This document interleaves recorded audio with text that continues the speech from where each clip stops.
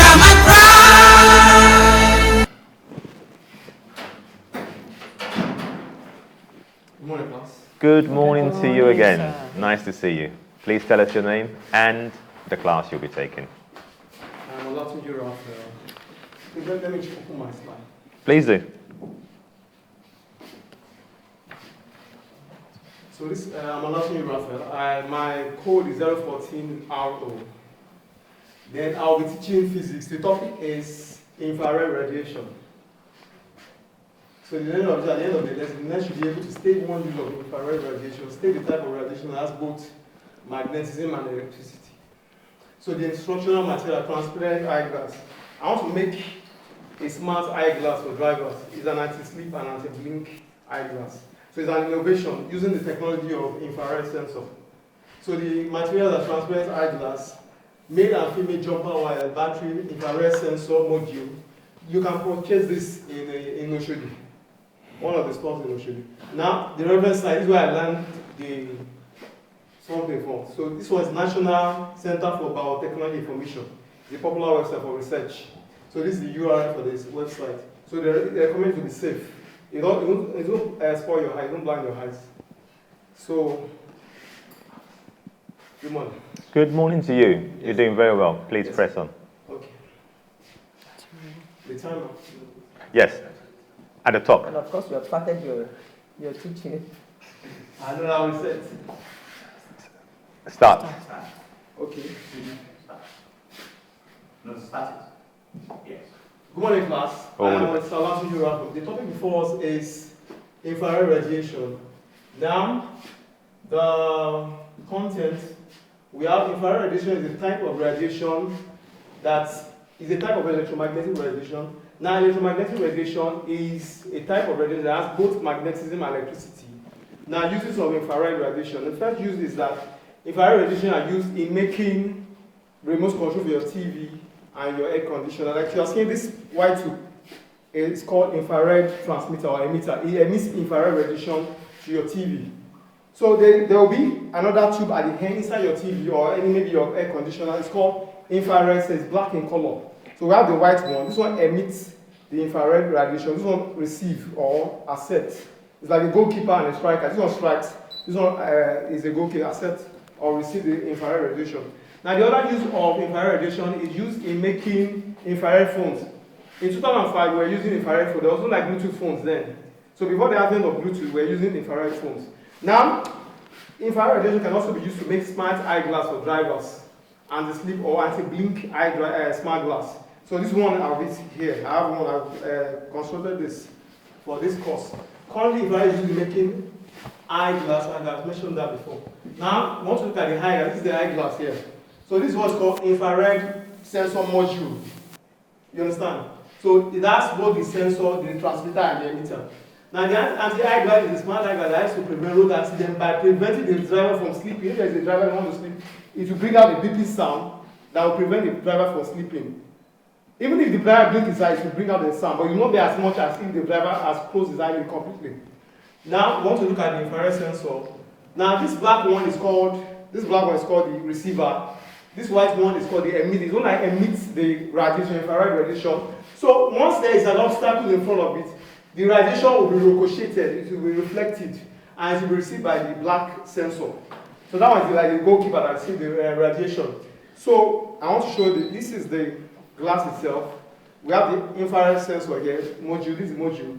Now this is the buzzer, this is the battery. So once I place an obstacle, if this is an obstacle, I place it, it will bring out the sound. If I remove it, there's no obstacle, there will be no sound. So if the driver closes his eyelid, his eyelid will function as the obstacle. But if he opens his eye, there will be no obstacle, so it will not beep.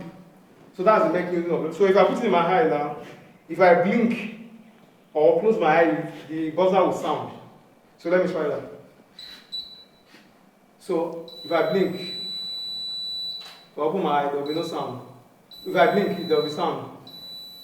I'm closing my eyes now, that's I'm sleeping, there's sound. So if I open my eye, fully open my eye, there will be no sound. But we've got the idea. We've got the very good. It's a very good.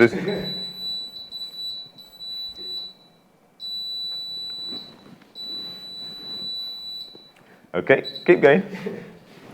Okay, now the assignment, now evaluation. Tolu, tell us one use of infrared radiation. Tolu, can you please give us an answer? Now, okay, very good.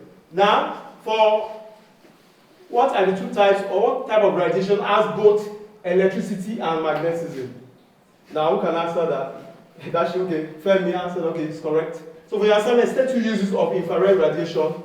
And for the other ones, what is the function of anti-slip eyeglass for drivers? What is the function of anti-slip eyeglass for drivers? So I believe that's my time. Well, you've still got a bit more time, but it's up to you. Okay. So I can equally test the glass. This light is affecting me.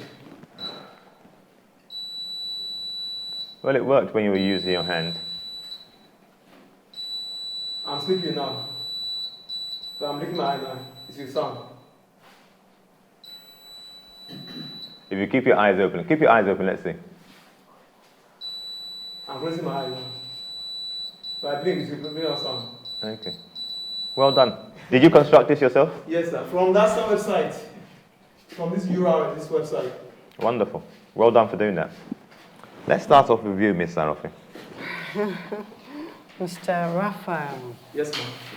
Thank you so much. Thank you. That was quite interesting. I'm just fascinated by that anti-sleep glasses. with anti-sleep glasses.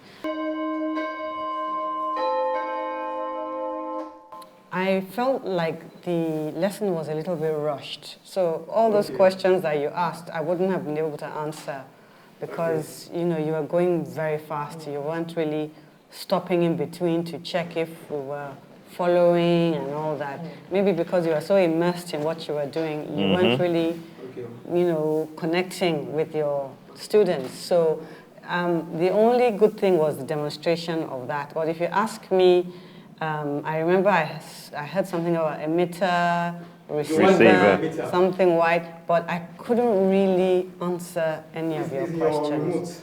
Yeah, you don't have to. I'm just explaining, giving you feedback now.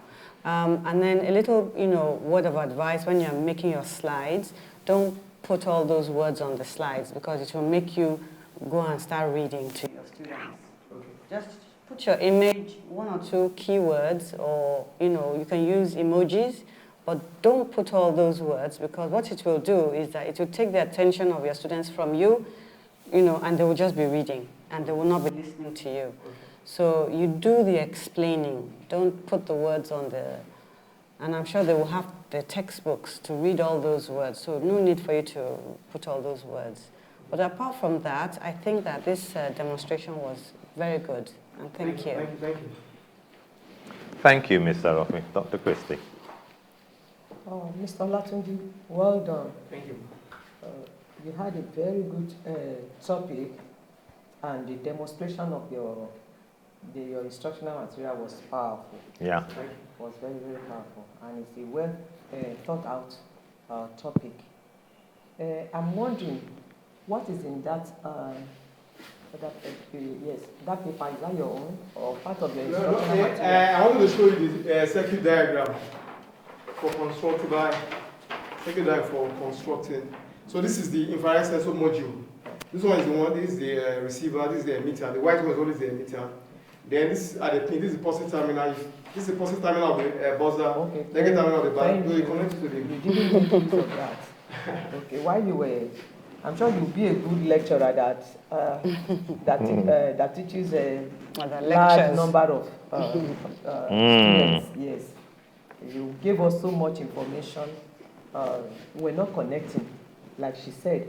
I was rushing to look at your slides, what you have, and your slide is a word slide. Words, they are full of words. So, like she said.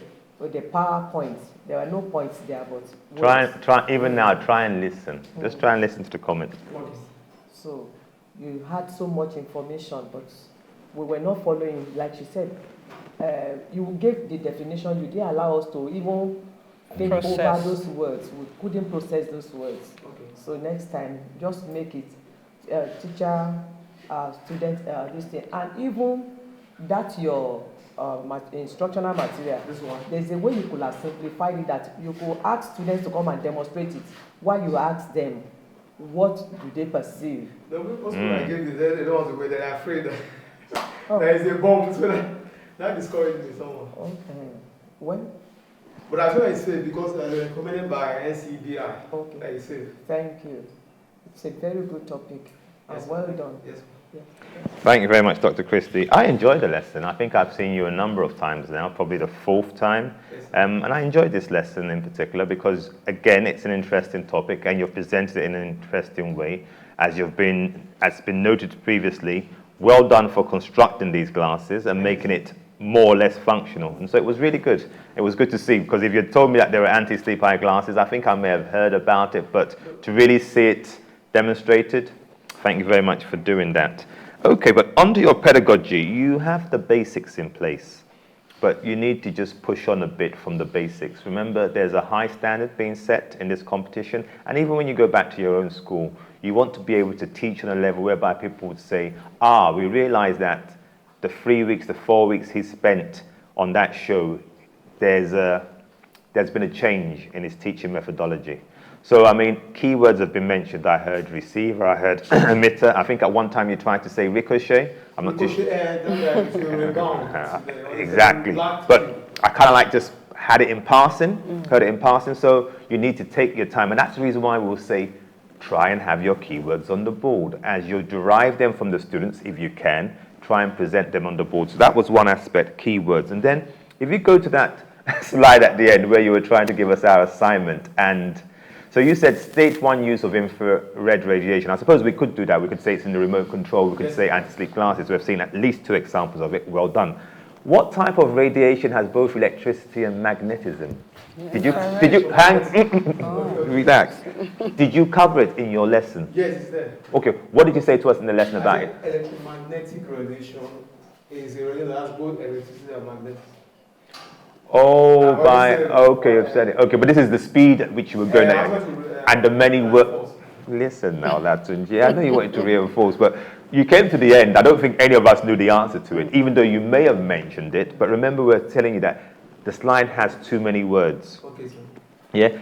PowerPoint is supposed to be a visual medium, mainly a nice big picture or a video, and then 1 or 2 words just to support it, because you're there as a teacher who's going to do the explaining. So you got to that slide at the end. If you go back to it, slide 5. Okay, and then assignment. Yeah, I suppose we could do the assignment, number 1. What is the function of... Yeah, I suppose we could do that. So well done. Yes. All in all, it's the best I've seen to date. So thank you very much. Thanks.